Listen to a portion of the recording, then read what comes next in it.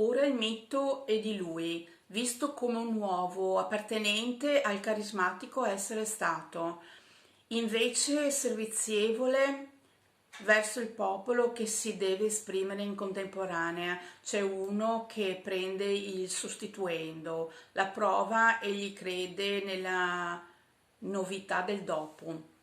E per lui che si deve fare? La proroga del consenso in vigore, la scelta in prossimo vigore. Non è difficile. Ora il mito è di lui è un mito.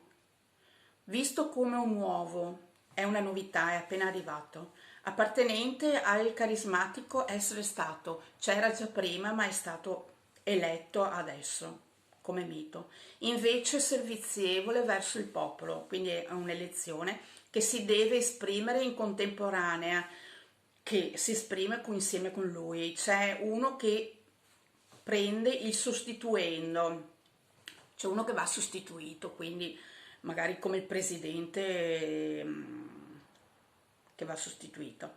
La prova, egli crede che la novità, delle novità del dopo, la sua prova sarà credere nelle cose nuove che farà.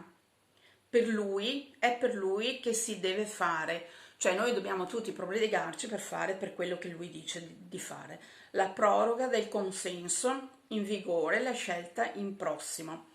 La proroga del consenso, cioè la continuazione del consenso dato da parte degli elettori.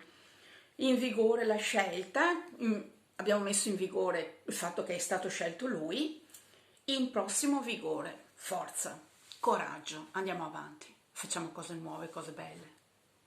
Ciao ciao!